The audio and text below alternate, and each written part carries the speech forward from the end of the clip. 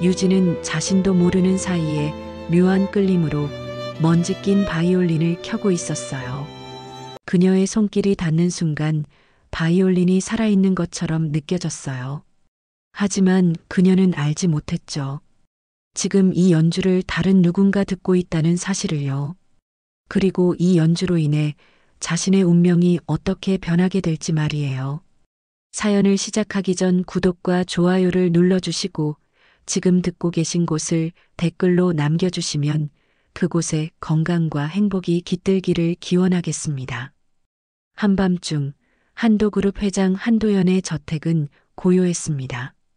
2층 서재에서 일을 마친 비서 정유진은 계단을 내려왔어요.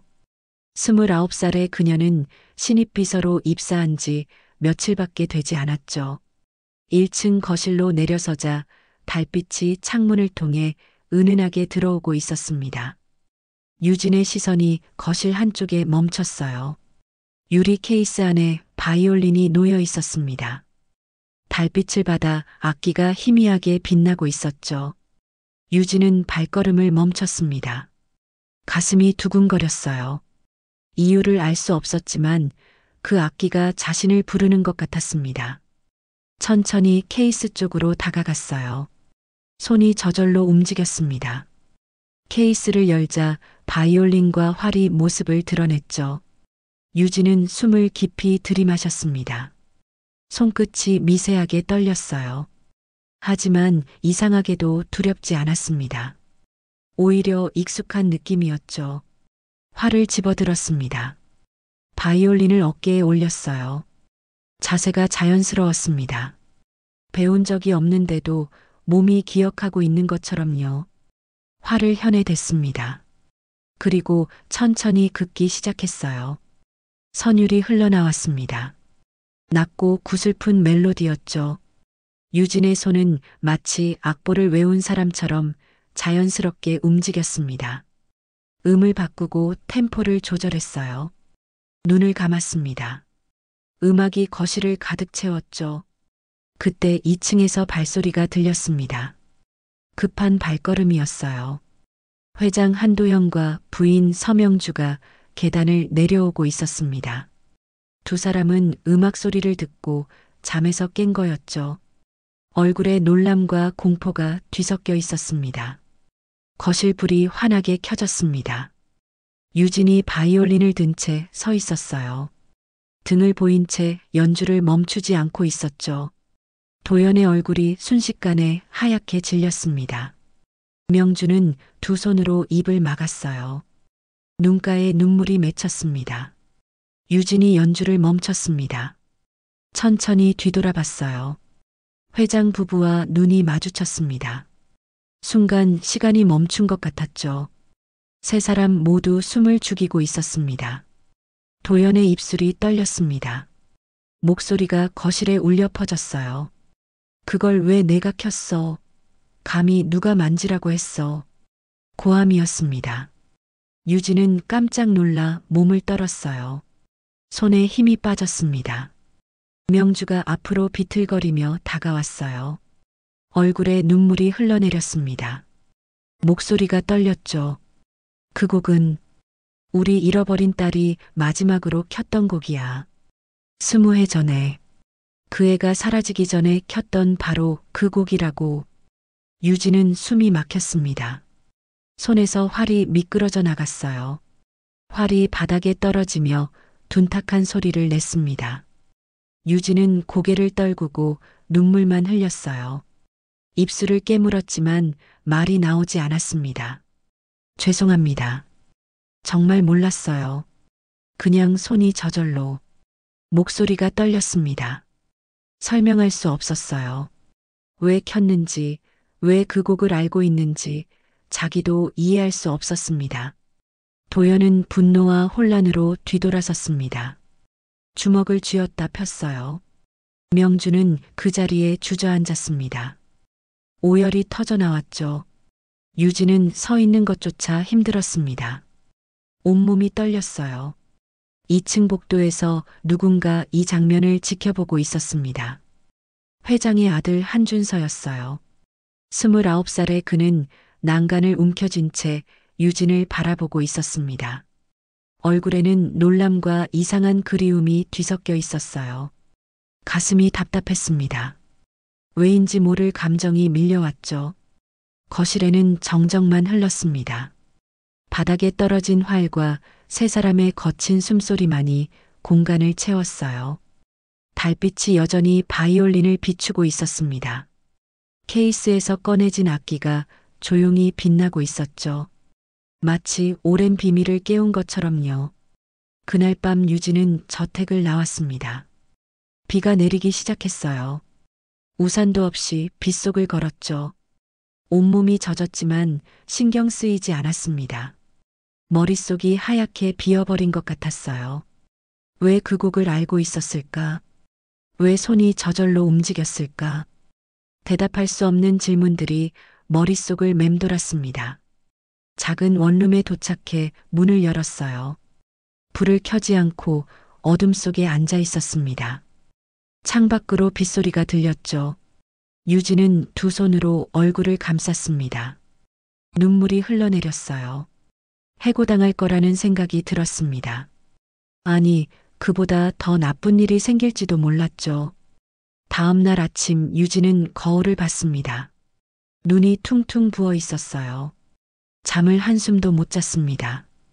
출근 준비를 하면서도 손이 떨렸죠. 회사에 가야 할까 말아야 할까? 하지만 도망칠 수는 없었습니다. 한도그룹 본사에 도착했어요. 비서실로 들어서자 선배 비서 하진수가 달려왔습니다. 하비서로 불리는 그는 얼굴에 걱정이 가득했어요. 비서님, 어젯밤에 무슨 일 있었어요? 회장님이 새벽부터 출근하셨는데 표정이 완전 돌아가신 것 같던데요. 목소리가 떨렸습니다. 유진은 고개를 숙였어요. 대답할 수 없었습니다. 하비서가 유진의 팔을 잡았죠. 설마 비서님이 뭐 잘못한 거 아니죠? 아니라고 해주세요. 유진은 입술을 깨물었습니다. 눈물이 날 것 같았어요. 그때 회장실 문이 열렸습니다. 도연이 나왔어요. 얼굴이 창백했고 눈가에 다크서클이 짙게 깔려 있었습니다. 밤새 한숨도 못 잔 게 분명했죠. 도연이 유진을 봤습니다. 시선이 오래 머물렀어요. 유진은 숨이 막혔습니다. 도연의 입이 열렸죠. 정비서 들어오게. 목소리가 낮고 무거웠습니다. 유진은 비틀거리며 회장실로 들어갔어요. 문이 닫혔습니다. 하비서는 밖에서 손을 비비며 초조해했죠. 회장실 안 도연은 창밖을 보고 서 있었습니다. 등을 보인 채 말했어요. 자네 어릴 적 기억이 없다고 들었네. 유진은 고개를 끄덕였습니다. 목소리를 겨우 냈어요. 네. 5살 이전 기억이 없습니다. 사고가 있었다고 들었어요. 도연이 천천히 돌아섰습니다. 얼굴에 복잡한 감정이 교차했어요. 분노도 있었고 혼란도 있었고 이상하게도 그리움 같은 것도 섞여 있었습니다. 어젯밤 그 곡 어디서 배웠나? 유진은 고개를 저었어요. 눈물이 흘러내렸습니다. 모르겠습니다. 정말 모르겠어요. 그냥 손이 알아서 몸이 기억하고 있는 것 같았어요. 정말 죄송합니다. 도연은 책상에 손을 짚었습니다. 주먹을 쥐었다 폈어요. 한참을 침묵하다가 입을 열었죠. 혈육은 거짓말을 하지 않네. 몸이 기억한다는 건 그게 진짜 기억일 수도 있다는 얘기야. 유진은 얼굴을 들었습니다. 무슨 뜻인지 이해할 수 없었어요. 도연이 계속 말했습니다. 내 딸도 자네와 같은 나이였어. 지금 살아있다면 29살이지. 바이올린을 무척 좋아했고 그 곡을 마지막으로 켰어. 목소리가 떨렸습니다. 도연은 눈을 감았어요. 유진은 가슴이 먹먹했습니다. 일단 일은 계속하게. 하지만 저택엔 당분간 오지 말게. 부인이 많이 힘들어 하시거든. 유진은 고개를 숙였습니다. 회장실을 나왔어요. 복도에 나서자 다리에 힘이 풀렸습니다. 벽에 기댔죠? 합의서가 달려왔습니다. 괜찮으세요? 해고는 아니죠? 유진은 고개를 저었습니다. 합의서가 안도의 한숨을 쉬었어요. 하지만 유진의 마음은 더 무거웠습니다. 혈육은 거짓말을 하지 않는다. 그 말이 무슨 뜻일까? 계속 머릿속을 맴돌았어요. 그날 오후 유진은 본사 11층 복도를 걷고 있었습니다. 손에는 회의 자료 뭉치가 들려 있었어요. 신입 비서로 입사한 지 일주일째였죠. 아직 모든 게 낯설고 조심스러웠습니다. 엘리베이터에서 합의서를 만났어요. 그는 늘 수다스러웠지만 친절한 사람이었습니다. 비서님, 오늘 저택 가세요? 회장님, 지시 떨어졌던데요. 유진은 고개를 끄덕였어요. 회장실 대화 이후 사흘이 지났지만 저택은 처음이었습니다. 가슴이 두근거렸죠. 합의서가 걱정스러운 얼굴로 말했습니다. 조심하세요. 경숙 아주머니가 좀 특이하시거든요. 미신 엄청 믿으세요. 유진은 어색하게 웃었어요. 합의서가 손을 흔들며 떠났습니다. 오후 4시 유진은 저택에 도착했습니다. 대문을 지나 현관으로 들어섰어요. 넓은 거실이 보였습니다.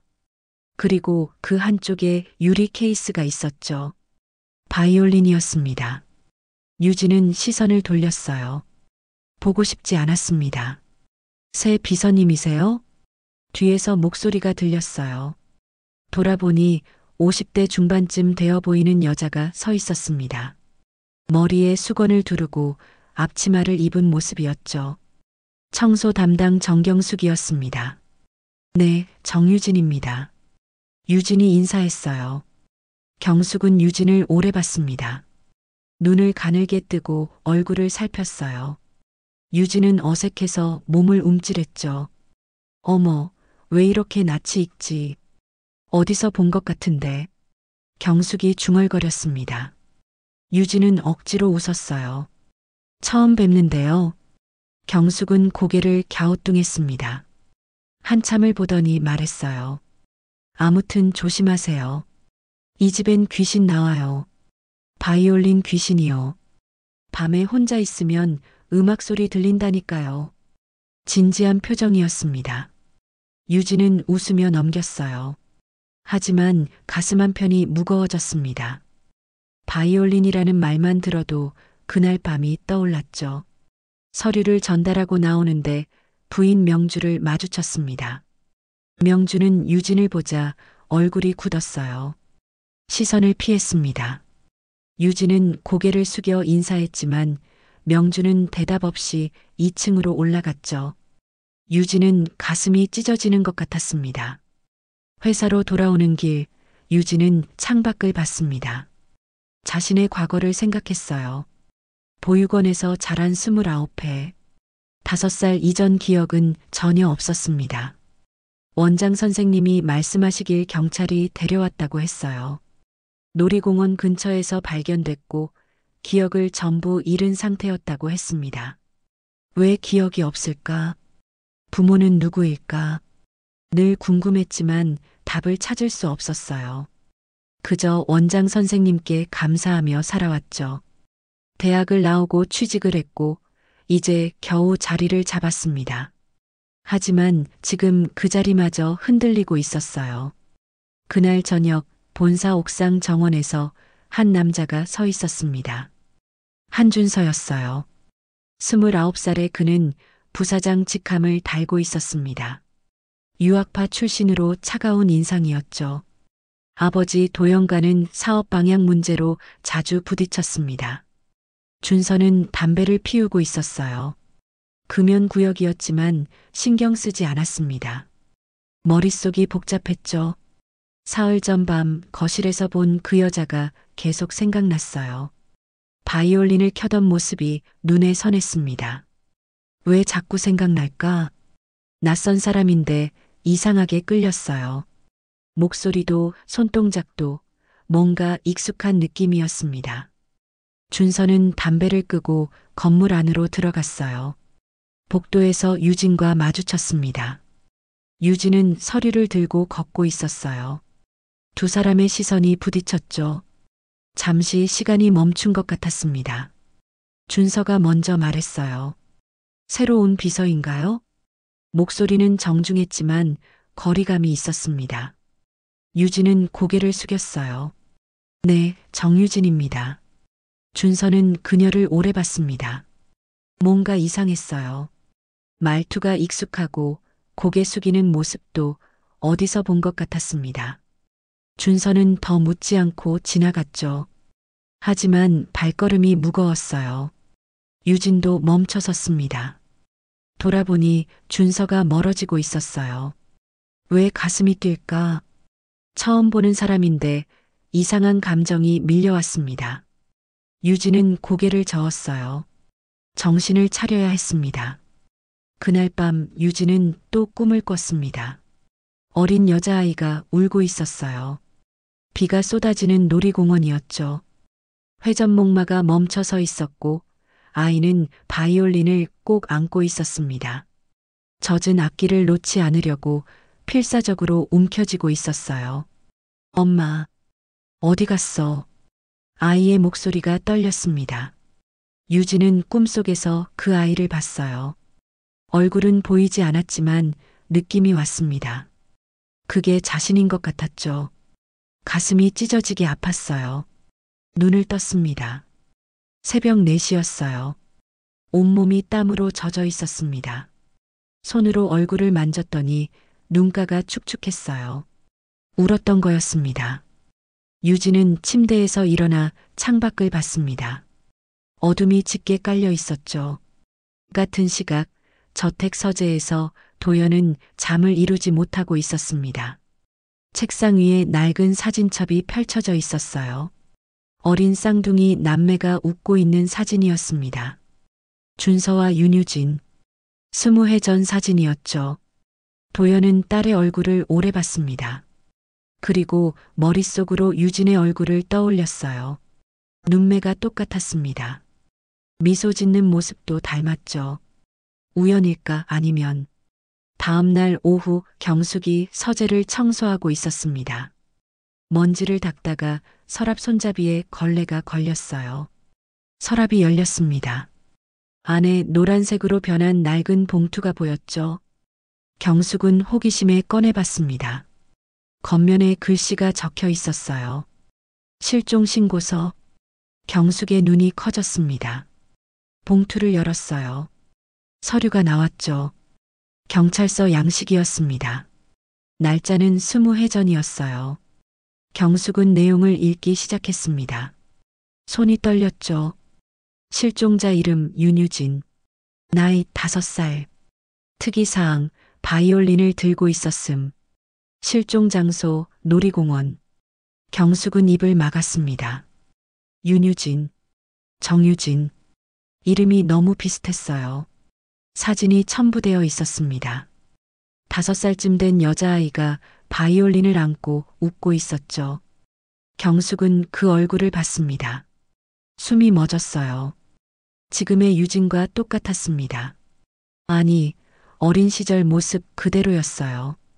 경숙은 손으로 입을 막고 뒤로 물러섰습니다. 이럴 수가. 설마. 그때 회장이 들어왔습니다. 경숙은 깜짝 놀라 서류를 떨어뜨렸어요. 종이가 바닥에 흩어졌죠. 뭘 보고 있나? 도연의 목소리가 날카로웠습니다. 경숙은 얼어붙었어요. 도연은 빠르게 다가와 서류를 집어들었습니다. 얼굴이 하얗게 질렸죠. 죄송합니다, 회장님. 청소하다가 서랍이 열려서. 경숙의 목소리가 떨렸습니다. 도연은 서류를 움켜쥐고 있었어요. 주먹에 힘이 들어갔습니다.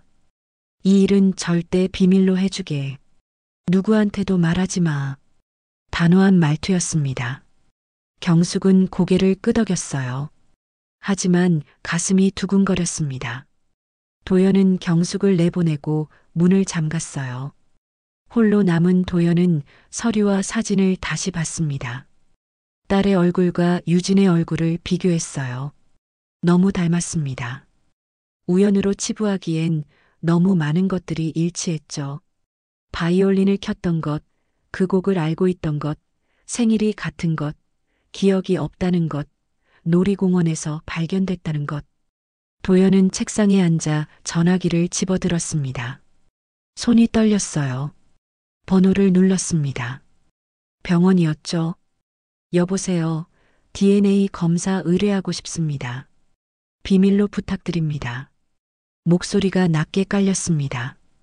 통화를 끝낸 도연은 창밖을 봤어요. 석양이 지고 있었습니다.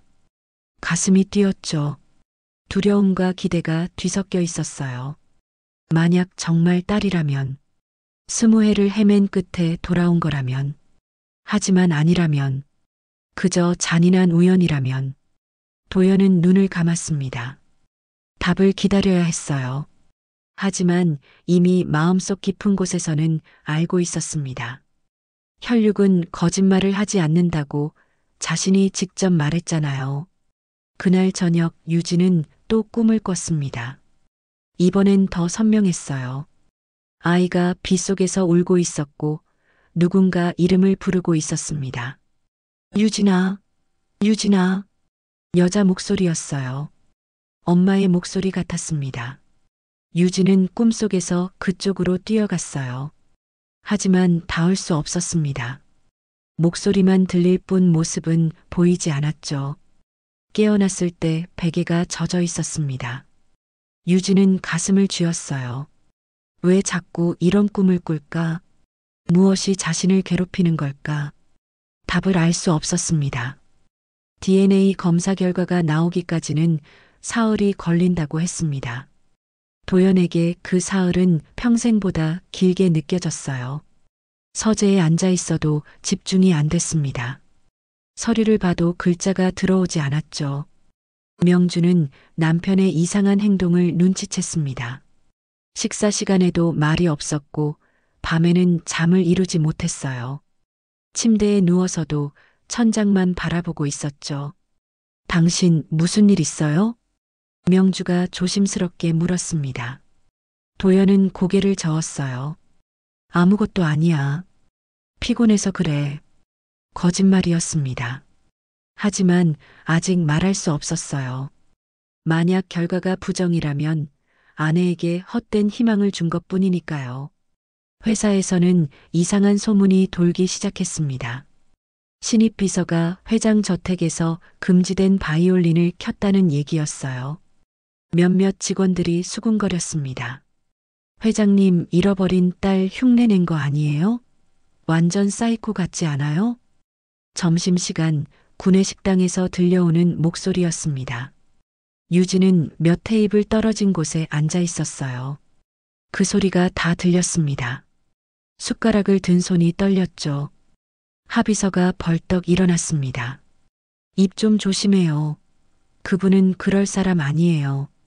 제대로 알지도 못하면서 함부로 떠들지 마요.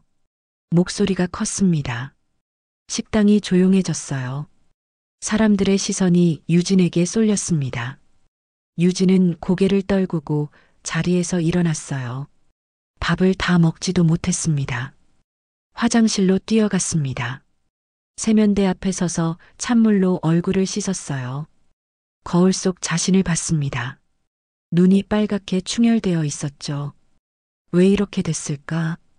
그냥 평범하게 일하고 싶었을 뿐인데. 유진은 거울을 보며 생각했습니다. 사표를 내야 할까? 이 회사를 떠나야 할까? 하지만 이상했어요. 떠나고 싶지 않았습니다. 저택의 바이올린이 자꾸 생각났고 회장 부부의 슬픈 얼굴이 머릿속을 떠나지 않았어요. 왜 이렇게 마음이 아플까? 남의 일인데 왜 이렇게 가슴이 무거울까? 오후 준서가 유진을 찾았습니다. 옥상 정원으로 오라는 메시지를 보냈어요. 유진은 불안한 마음으로 올라갔습니다. 준서는 난간에 기대 서 있었어요. 유진이 다가가자 고개를 돌렸습니다. 소문 들었어요? 준서가 먼저 물었습니다. 유진은 고개를 끄덕였어요. 준서는 한숨을 쉬었죠. 신경 쓰지 마세요. 사람들은 원래 모르는 걸 함부로 말해요. 위로였습니다. 하지만 유진은 오히려 더 미안했어요. 부사장님 가족을 힘들게 해서 죄송합니다. 제가 정말 몰랐어요. 그냥 손이 말을 잇지 못했습니다. 준서가 유진을 봤어요. 오래 봤습니다. 혹시 생일이 3월 15일이라고 했죠? 유진은 놀랐습니다. 왜 갑자기 생일 얘기를 하는지 이해할 수 없었어요. 네, 맞는데요. 준서의 얼굴이 복잡해졌습니다. 입술을 깨물었어요. 저도 그날이에요. 그리고 제 쌍둥이 누나도 같은 날이었어요. 유진은 숨이 멎었습니다. 쌍둥이, 잃어버린 딸, 같은 생일. 머릿속이 하얗게 변했어요. 설마, 준서가 고개를 저었습니다. 아니에요. 그럴 리 없어요. 누나는 20해 전에 실종됐으니까. 그냥 우연이겠죠. 하지만 목소리에 확신이 없었습니다. 준서 자신도 흔들리고 있었어요. 유진을 볼 때마다 이상한 감정이 밀려왔으니까요. 익숙한 느낌, 그리운 느낌, 보호하고 싶은 느낌. 그날 밤 유진은 보육원 원장 선생님께 전화했습니다.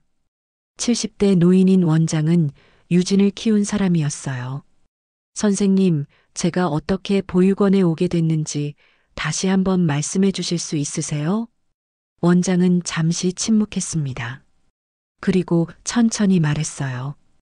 경찰이 데려왔단다. 놀이공원 근처에서 발견됐는데 비에 흠뻑 젖어 있었고 바이올린을 안고 있었대. 아무것도 기억하지 못했지. 부모도 이름도 집도. 유진은 전화기를 꽉 쥐었습니다. 바이올린. 또 바이올린이었어요. 제 원래 이름이 뭐였는지 아세요? 원장이 대답했습니다. 경찰이 임시로 지어준 이름이었어. 유진이라고. 놀이공원에 유진이란 이름표가 떨어져 있었대. 유진은 눈을 감았습니다. 윤유진, 정유진. 이름이 너무 비슷했어요. 우연일까 아니면 사흘 뒤 금요일 오후였습니다. 도연의 서재에 병원 봉투가 배달됐어요. 두꺼운 종이 봉투였죠. 도연은 문을 잠그고 책상에 앉았습니다. 떨리는 손으로 천천히 봉투를 뜯었습니다. DNA 검사 결과서였습니다. 도연은 숨을 깊이 들이마시고 종이를 펼쳤죠. 첫 줄을 읽었습니다. 검사 대상자 한도현과 정유진. 관계 분석 결과.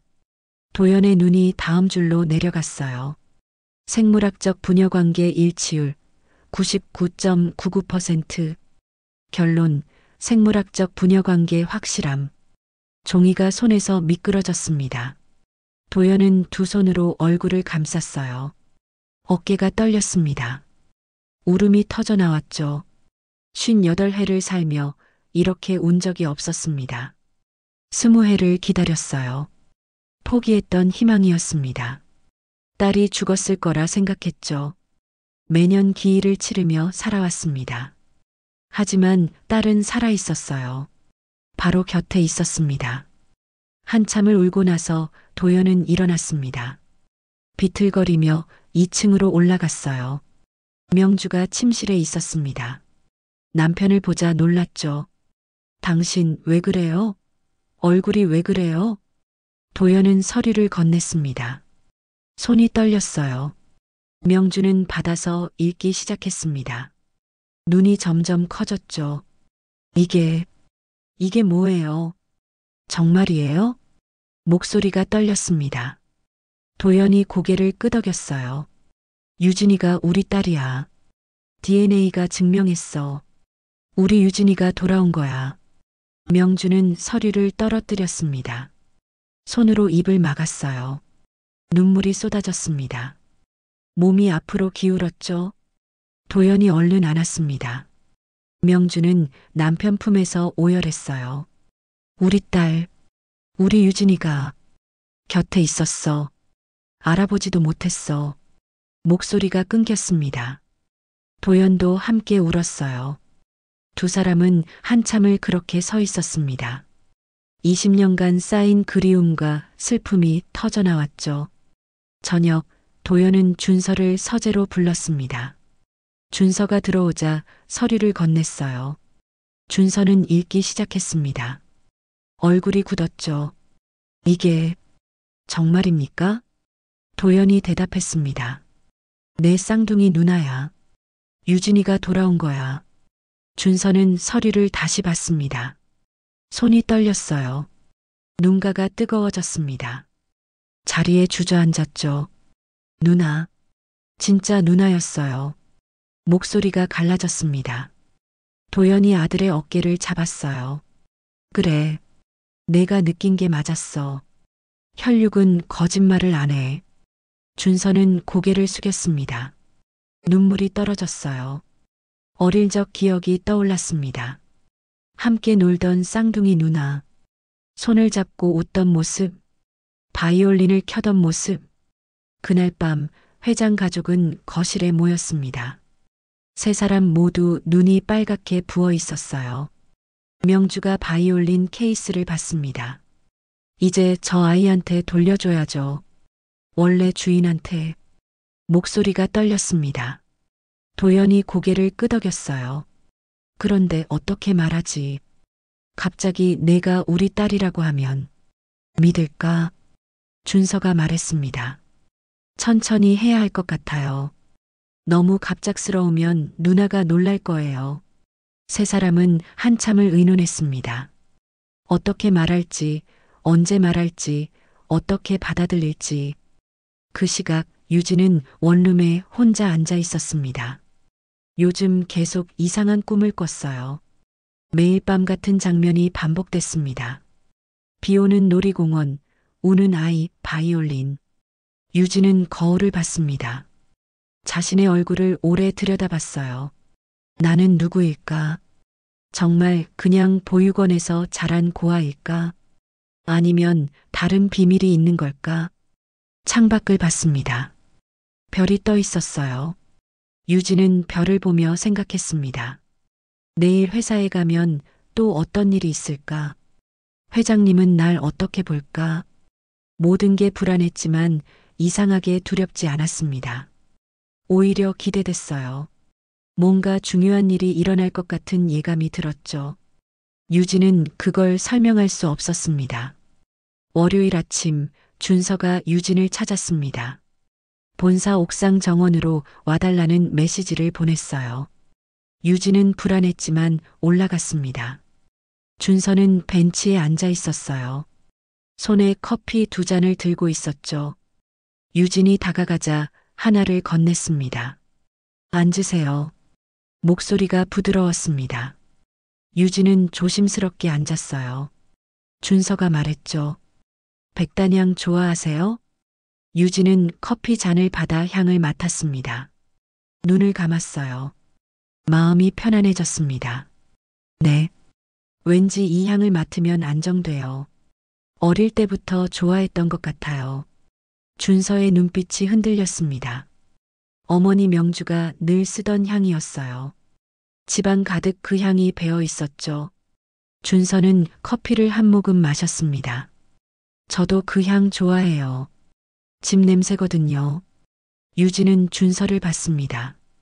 이상한 감정이 밀려왔어요. 편안하면서도 그리운 느낌이었죠. 처음 보는 사람인데 왜 이렇게 익숙할까? 준서가 입을 열었습니다. 솔직히 말할게요. 당신 볼 때마다 이상해요. 낯선 사람인데 자꾸 보고 싶고 보호하고 싶고 말투도 익숙하고 손동작도 익숙해요. 미칠 것 같아요. 직설적인 고백이었습니다. 유진은 숨이 막혔어요. 준서가 계속 말했죠. 당신도 느끼죠? 저 볼 때 뭔가 이상한 거. 처음인데 처음 같지 않은 거. 유진은 고개를 끄덕일 수밖에 없었습니다. 사실이었으니까요. 준서를 보면 가슴이 따뜻해졌어요. 이유를 알 수 없었지만 편안했습니다. 네. 저도 그래요. 이상하게 편해요. 두 사람은 한참을 침묵했습니다. 바람이 불었어요. 서울 시내가 내려다 보였죠. 준서가 작은 목소리로 말했습니다. 제 쌍둥이 누나도 백단향 좋아했어요. 어머니랑 같은 향 쓰고 싶다고 했었죠. 유진의 가슴이 철렁했습니다. 쌍둥이 누나, 잃어버린 딸. 그 얘기가 또 나왔어요. 준서가 유진을 봤습니다. 혹시? 아니, 아무것도 아니에요. 말을 흐렸습니다. 하지만 유진은 알았어요. 준서가 무슨 생각을 하는지. 점심시간 회장실에서 도연이 유진을 불렀습니다. 서류를 전달받기 위해서라고 했어요. 유진이 들어가자 도연은 오래 그녀를 봤습니다. 앉게. 유진은 소파에 앉았어요. 도연도 맞은편에 앉았습니다. 차를 따라주며 말했죠. 일은 잘하고 있나? 유진은 고개를 끄덕였습니다. 도연은 차를 마시며 유진을 계속 관찰했어요. 눈매, 코, 입술, 손가락 하나하나가 딸과 똑같았습니다. 가족은 없다고 했지? 유진은 조금 놀랐습니다. 사적인 질문이었어요. 네. 보육원에서 자랐습니다. 도연의 가슴이 아팠습니다. 딸이 20년간 부모 없이 자랐다는 게 견딜 수 없었어요. 하지만 표정을 감췄습니다. 힘들었겠네. 혼자 살아온 게. 유진은 고개를 저었어요. 원장 선생님이 계셨어요. 좋은 분이세요. 도연은 그 원장에게 감사했습니다. 딸을 대신 키워준 사람이었으니까요. 언젠가 꼭 찾아가 인사해야겠다고 생각했죠. 저녁 저택에서 회장 가족이 모였습니다. 명주가 말했어요. 언제 말할 거예요? 더 이상 못 참겠어요. 당장 안고 싶어요. 목소리가 떨렸습니다. 도연이 아내의 손을 잡았어요. 조금만 더 기다려요. 천천히 가까워지다가 말해야 해요. 갑자기 말하면 놀랄 거예요. 준서가 말했습니다. 저는 매일 보는데도 참기 힘들어요. 누나라고 부르고 싶은데 자꾸 말이 나올 것 같아요. 명주가 아들을 봤어요. 눈물이 고였습니다. 힘들지. 쌍둥이니까 더 그리울 거야. 준서는 고개를 끄덕였습니다. 정말 힘들었어요. 매일 유진을 보면서도 누나라고 부르지 못하는 게 고통이었죠. 그날 밤 유진은 또 꿈을 꿨습니다. 이번엔 더 선명했어요. 어린 남자아이가 나타났습니다. 쌍둥이처럼 닮은 아이였죠. 아이가 손을 내밀었어요. 누나 가지 마. 유진은 꿈속에서 그 손을 잡으려 했습니다. 하지만 닿지 않았어요. 아이가 점점 멀어졌습니다. 누나, 깨어났습니다. 온몸이 땀으로 젖어 있었어요. 유진은 가슴을 쥐었습니다. 왜 이런 꿈을 꿀까? 왜 준서 얼굴이 계속 떠오를까? 답을 알 수 없었습니다. 다음 주부터 유진은 저택에 자주 가게 됐습니다. 도연이 일부러 서류 전달을 많이 시켰어요. 명주도 차를 대접하며 유진과 이야기를 나눴죠. 명주가 유진에게 쿠키를 권했습니다. 직접 만든 거였어요. 유진이 한 입 베어 물자 눈이 커졌습니다. 어디선가 먹어본 익숙한 맛이었죠. 명주의 가슴이 뛰었습니다. 딸이 어릴 때 가장 좋아하던 쿠키였어요. 명주는 눈물이 날 것 같았지만 참으며 자주 만들어주겠다고 약속했습니다. 유진은 고개를 끄덕이며 계속 먹었어요. 명주는 그 모습을 보며 행복해했습니다. 딸이 자신이 만든 음식을 먹고 있다는 게 기쁨이었죠. 경숙이 거실을 청소하다가 두 사람을 봤습니다. 명주가 유진에게 쿠키를 더 권하고 있었어요. 웃으며 이야기하는 모습이 영락없는 모녀 같았죠. 경숙은 고개를 갸우뚱하며 혼잣말을 했습니다. 두 사람이 뭔가 비슷해 보인다고. 실종 신고서의 사진을 떠올렸어요. 그때 본 아이와 지금의 유진이 겹쳐 보였죠. 저녁 준서가 유진과 함께 퇴근했습니다. 주차장에서 만났어요. 준서가 저녁을 함께 먹자고 제안했고 유진은 잠시 망설였지만 고개를 끄덕였습니다. 두 사람은 회사 앞 조용한 한식당으로 갔어요. 메뉴를 고르는데 신기한 일이 있었습니다. 둘 다 된장찌개를 주문했죠. 김치찌개보다 된장찌개를 더 좋아한다는 것도 똑같았어요. 준서는 웃었습니다. 어릴 때 쌍둥이 누나도 된장찌개를 좋아했었거든요. 식사하며 이야기를 나눴어요. 준서가 어릴 때 꿈을 물어봤습니다. 유진은 생각했습니다. 음악가요. 바이올린 연주자. 근데 배운 적이 없어요. 그냥 막연한 꿈이었어요. 준서의 가슴이 뛰었습니다. 누나가 바이올리니스트를 꿈꿨었죠. 매일 연습했었습니다.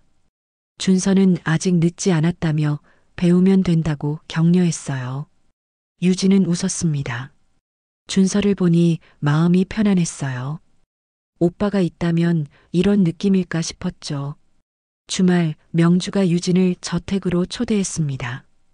정원 가꾸는 것을 도와달라는 부탁이었어요. 유진은 긴장하며 갔습니다. 명주가 웃으며 맞이했고 두 사람은 정원으로 나갔어요. 꽃을 심고 잡초를 뽑았죠. 명주가 유진의 손을 봤습니다. 가늘고 긴 손가락이었어요. 자신과 똑같았죠. 피아니스트 손 같다고 칭찬했습니다. 유진은 자신의 손을 봤습니다. 가끔 이 손으로 뭔가 해야 할 것 같은데 뭔지 모르겠다고 생각했어요. 명주는 알고 있었습니다. 바이올린이라고. 딸의 손은 음악을 위해 태어난 손이었죠. 일을 마치고 거실로 들어왔습니다. 명주가 레모네이드를 가져왔어요. 유진이 마시며 유리 케이스를 봤습니다. 바이올린이었죠. 저것 건드리면 안 되죠? 명주는 잠시 침묵했습니다. 그리고 부드럽게 말했어요. 이제는 괜찮아요. 언젠가 다시 켜질 날이 올 거예요. 유진은 명주의 얼굴을 봤습니다. 슬픔과 희망이 섞여 있었어요. 유진은 왜인지 가슴이 뭉클했습니다. 그날 저녁 회장 가족은 식탁에 앉아 있었습니다. 도연은 유진이 점점 마음을 여는 것 같다며 좋은 신호라고 말했어요. 명주는 더 이상 못 참겠다며 곧 말해야 할 것 같다고 했습니다. 준서가 제안했습니다. 다음 주 3월 15일 생일날 말하는 게 어떻겠냐고요. 도연이 생각했습니다. 나쁘지 않은 아이디어였어요. 쌍둥이의 생일날 진실을 밝히는 것. 의미가 있었죠. 세 사람은 결심했습니다. 생일 선물로 진실을 주기로요. 이제 며칠 남지 않았어요. 그날 밤 유진은 집으로 돌아오지 못했습니다. 거리를 헤맸어요. 머릿속이 복잡했습니다. 자신이 누구인지 알 수 없었죠. 30해를 정유진으로 살았는데 이제 윤유진이라니 믿기지 않았습니다. 새벽 3시쯤 원룸에 도착했어요.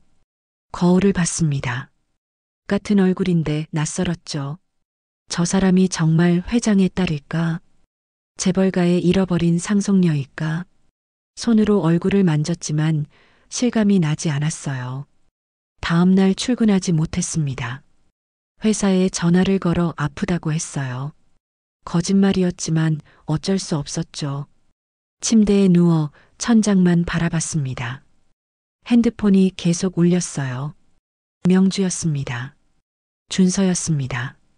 도연이었죠. 합의서도 걱정 문자를 보냈어요. 하지만 유진은 답장하지 않았습니다.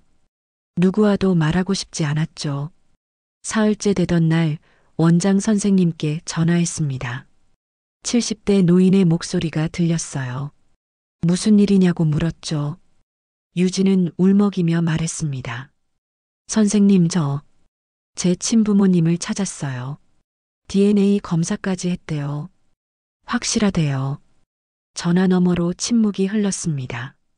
원장이 천천히 말했어요. 드디어 찾았구나. 좋은 일이라고요. 유진은 고개를 저었습니다. 원장은 볼 수 없었지만요. 왜 이렇게 무서운지, 왜 이렇게 혼란스러운지 모르겠다고 했어요. 원장이 대답했습니다. 당연하다고. 30해를 한 사람으로 살았는데 갑자기 다른 사람이 되라고 하니까 시간이 필요하다고요. 유진은 눈물을 흘렸습니다. 원장의 목소리가 위로가 됐어요.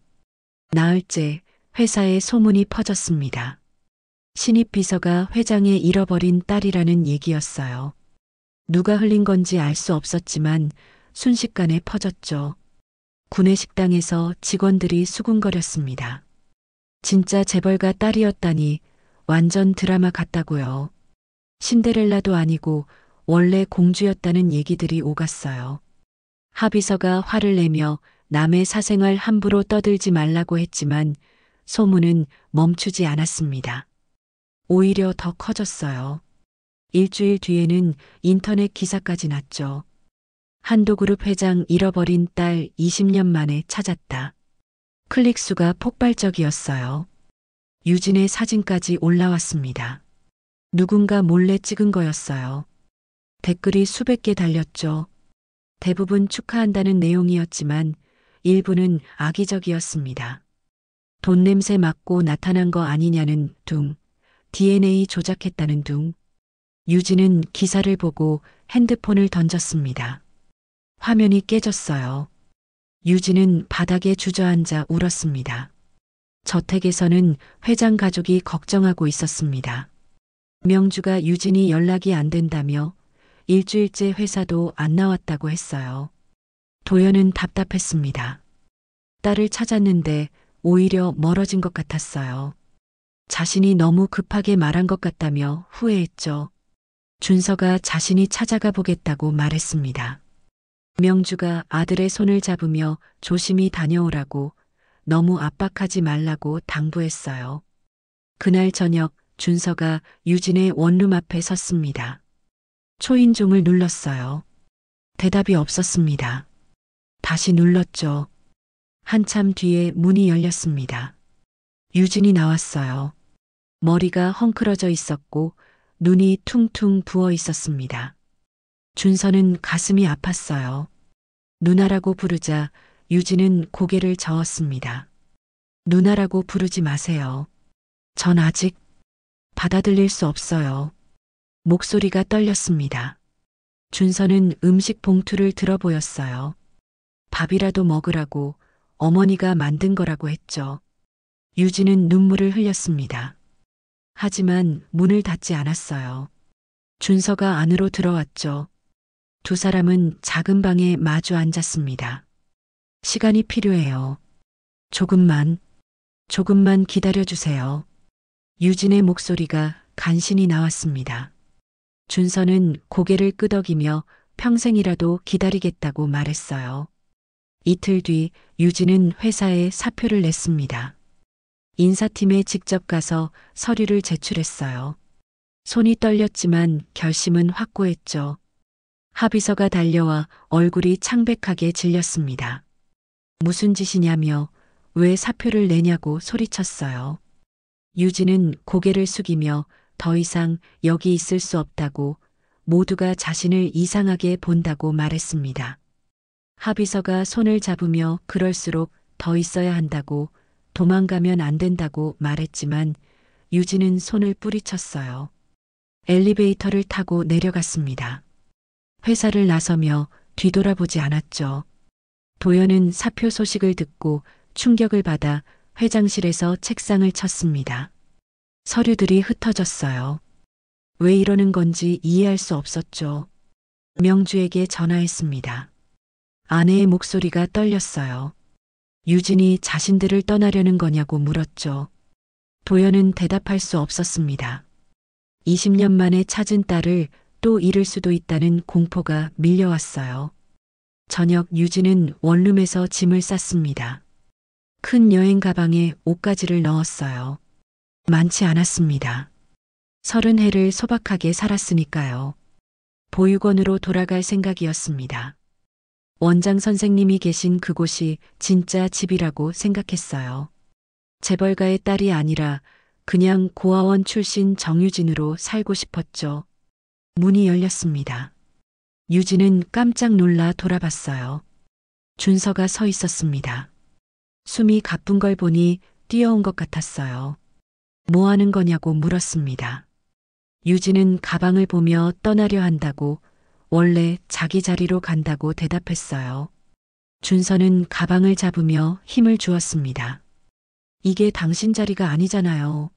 당신 자리는 우리 곁이에요. 우리 집이라고요. 목소리가 커졌습니다. 유진은 고개를 저었어요. 전 그냥 비서예요. 고아원에서 자란 평범한 사람이에요. 재벌가 딸 같은 거 모르겠어요. 두 사람은 가방을 사이에 두고 마주 섰습니다. 준서의 눈에 눈물이 고였어요. 20년 동안 누나 없이 살았어요. 매일 그리워했어요. 이제 찾았는데 또 보내야 해요? 그럴 순 없어요. 유진도 눈물이 났습니다. 하지만 마음을 굳혔어요. 시간이 필요하다고, 혼자 생각할 시간이 필요하다고 말했습니다. 준서는 가방을 놓았습니다. 주먹을 쥐었다 폈어요. 유진을 봤습니다. 그럼 약속해달라고, 도망가지 않겠다고, 다시 돌아오겠다고 약속해달라고 했죠. 유진은 대답하지 못했습니다. 약속할 수 없었어요. 돌아올지 확신이 없었으니까요. 그날 밤 저택 거실에서 회장 가족이 모였습니다. 세 사람 모두 침통한 표정이었어요. 명주가 울고 있었습니다. 자신이 너무 급했다며, 천천히 다가갔어야 했다며 자책했어요. 도연이 아내를 안았습니다. 자신의 잘못이라고, 딸을 찾았다는 게 너무 기뻐서 조급했다고 말했죠. 준서는 창밖을 봤습니다. 비가 내리고 있었어요. 20년 전 그날도 비가 왔었죠. 누나가 사라진 날, 또 비가 온다며 떨리는 목소리로 말했습니다. 명주가 아들을 봤어요. 준서의 얼굴에 눈물이 흐르고 있었습니다. 엄마, 저 무서워요. 누나 또 잃을 것 같아요. 명주는 아들을 안았습니다. 세 사람은 거실에서 서로 안고 울었어요. 바이올린 케이스가 조용히 빛나고 있었습니다. 새벽 유진은 가방을 들고 원룸을 나섰습니다. 비가 내리고 있었어요. 우산을 펼쳤습니다. 버스 정류장으로 걸어갔죠. 보육원까지는 3시간이 걸렸습니다. 먼 거리였어요. 하지만 가야만 했습니다. 도망이 아니라고 스스로에게 말했지만 마음 한편은 알고 있었어요. 도망치는 거라고. 보육원에 도착했을 때는 오전 10시였습니다. 익숙한 건물이 보였어요. 유진은 현관문을 열고 들어갔습니다. 아이들의 웃음소리가 들렸죠. 20년 전 자신의 모습이 떠올랐습니다. 원장 선생님이 나오셨어요. 70대의 노인은 유진을 보고 놀라며 왜 왔냐고, 가방까지 들고 왔냐고 물었습니다. 유진은 그 자리에 주저앉았습니다. 울음이 터져 나왔어요. 원장이 옆에 앉아 등을 쓰다듬으며 울지 말고 천천히 말해보라고 했죠. 응접실로 들어갔습니다. 차를 마시며 유진은 모든 걸 말했어요. DNA 검사, 생일 파티, 사표, 그리고 도망. 원장은 오래 침묵했습니다. 차를 한 모금 마시고 입을 열었어요. 도망쳐왔구나. 단호한 말이었습니다. 유진은 고개를 저었어요. 도망이 아니라고, 그냥 시간이 필요해서라고 변명했습니다. 원장이 유진의 손을 잡았습니다. 솔직해지자. 너 지금 무서운 거잖아. 사랑받는 게 무서운 거야. 유진은 숨이 막혔습니다. 원장의 말이 가슴을 찔렀어요. 원장이 계속 말했습니다. 30해 동안 혼자였다고, 버림받았다고 생각하며 살았다고. 그런데 갑자기 사랑한다고, 가족이라고 하니까 믿을 수가 없는 거라고. 또 버림받을까봐 두려운 거라고요. 눈물이 쏟아졌습니다. 원장이 맞았어요. 유진은 사랑이 무서웠습니다. 가족이 무서웠죠. 다시 잃을까봐, 다시 혼자가 될까봐 두려웠습니다. 자신은 사랑받을 자격이 없다고, 20년 동안 부모를 찾지도 못했다고, 기억도 못한다고 울먹였어요. 원장이 고개를 저었습니다. 유진의 잘못이 아니라고, 5살 아이가 뭘 어떻게 하냐고, 트라우마로 기억을 잃은 건데 그걸로 자책하면 안 된다고 말했죠. 유진은 손으로 얼굴을 감쌌습니다. 원장이 계속 말했어요. 부모님은 유진을 포기하지 않았다고, 20년 동안 찾았다고, 그게 사랑이라고, 진짜 사랑은 포기하지 않는 거라고요. 가슴이 뜨거워졌습니다. 명주의 얼굴이 떠올랐어요. 눈물 흘리며 안아주던 모습, 도연의 떨리는 목소리, 준서의 절규, 모두 진심이었죠. 원장이 일어나 책장에서 낡은 상자를 꺼냈습니다. 유진에게 건네며 유진이 왔을 때 가지고 있던 거라고, 경찰이 보관하라고 줬다고 설명했어요. 유진은 상자를 열었습니다. 안에 작은 이름표가 있었어요. 윤유진. 바래진 글씨가 보였죠. 그리고 작은 사진 한 장. 쌍둥이 아이들이 웃고 있었습니다. 유진은 사진을 오래 봤습니다. 자신과 준서였어요. 손을 잡고 있는 모습, 행복해 보였죠. 가슴 한편에서 뭔가 움직였습니다. 기억은 아니었어요. 하지만 느낌이 왔습니다. 따뜻함, 안정감, 사랑. 이 아이들은 사랑받았구나. 이 아이들은 행복했구나. 유진은 떨리는 목소리로 물었습니다. 돌아가도 되겠냐고요. 원장이 웃었어요. 진작 돌아갔어야 한다고. 여기는 유진의 집이 아니라고. 유진한텐 돌아갈 진짜 집이 있다고 말했죠. 유진은 고개를 끄덕였습니다. 이제 알았어요. 도망치는 게 아니라 돌아가야 한다는 걸. 사랑이 무섭지만 받아들여야 한다는 걸. 원장이 마지막으로 말했어요. 두 가족 다 소중히 하라고. 여기도 유진의 가족이고 저기도 유진의 가족이라고. 유진은 운이 좋은 거라고요. 원장의 말이 위로가 됐습니다. 유진은 일어섰어요. 가방을 들었죠. 하지만 이번엔 도망이 아니었습니다. 돌아가는 거였어요. 그날 오후 유진은 보육원을 떠났습니다. 원장이 현관까지 배웅했어요. 두 사람은 포옹했죠. 원장은 자주 놀러 오라고, 여기도 유진의 집이라고 말했습니다. 목소리가 따뜻했어요. 유진은 고개를 끄덕였습니다. 이제 두려움이 아니라 용기가 생겼어요. 버스를 타고 서울로 돌아왔습니다. 3시간이 걸렸어요. 창밖 풍경을 보며 생각했습니다. 뭐라고 말해야 할까? 어떻게 사과해야 할까? 하지만 답은 이미 알고 있었죠. 진심으로 말하면 된다고. 저녁 6시 저택 앞에 도착했습니다. 대문 앞에서 한참을 섰어요. 손이 떨렸습니다. 하지만 이번엔 도망치지 않았죠. 초인종을 눌렀습니다. 잠시 후 인터폰에서 경숙의 목소리가 들렸습니다. 누구냐고 물었어요. 유진은 숨을 깊이 들이마셨습니다. 자신이 유진이라고, 정유진이라고 대답했죠. 침묵이 흘렀습니다. 그리고 대문이 열렸어요.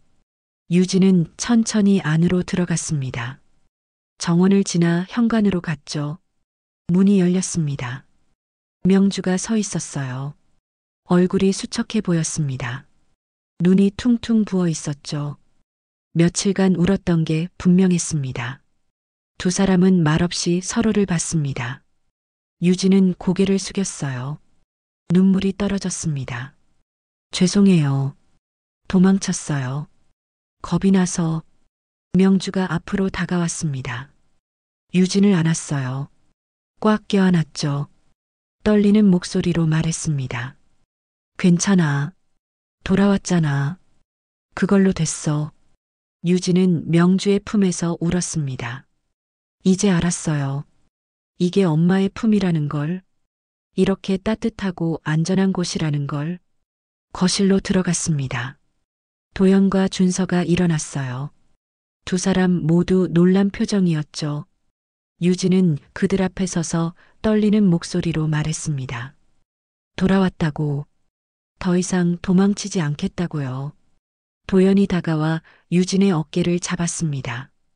미안하다고, 너무 급하게 밀어붙였다고, 유진이 혼란스러울 걸 생각 못했다고 말했어요. 유진은 고개를 저었습니다. 아니라고. 자신이 겁이 많았다고. 사랑받는 게 무서웠다고. 또 잃을까봐 두려웠다고 고백했죠. 준서가 옆으로 와서 물었습니다. 이제 안 무섭냐고요. 유진은 준서를 봤습니다. 쌍둥이 오빠. 기억은 나지 않지만 마음이 아는 사람. 고개를 끄덕이며 말했어요. 아직 조금 무서워요. 근데 도망치지 않을 거예요. 이제 받아들일게요. 가족이라는 걸. 네 사람은 서로 안았습니다. 거실에 행복이 번졌어요. 바이올린 케이스가 빛나고 있었죠. 명주가 유진의 손을 잡고 케이스 쪽으로 이끌었습니다. 이제 유진 차례라고, 다시 켤 시간이라고 말했어요. 유진은 케이스를 열었습니다. 바이올린이 보였어요. 손이 저절로 움직였습니다. 익숙한 움직임이었죠. 악기를 꺼내 들었습니다. 가족들이 지켜봤습니다. 유진은 활을 들어 현에 댔습니다. 그리고 켰습니다. 선율이 흘렀습니다. 이번엔 슬프지 않았어요. 밝고 희망찬 곡이었죠. 봄을 노래하는 멜로디였습니다. 새로운 시작을 알리는 음악이었어요. 가족들이 미소 지었습니다. 명주는 눈물을 닦았어요. 도연은 아내의 손을 잡았죠. 준서는 누나의 연주를 들으며 행복해했습니다. 음악이 집안을 가득 채웠습니다. 20년 만에 다시 울려 퍼지는 선율이었어요. 잃어버렸던 것들이 제자리를 찾는 순간이었습니다. 일주일 뒤 유진은 회사에 복귀했습니다. 인사팀에 가서 사표를 철회했어요. 담당자가 놀랐지만 웃으며 받아줬죠. 비서실로 들어서자 하비서가 달려왔습니다. 하비서가 달려와 돌아왔다고 외쳤습니다.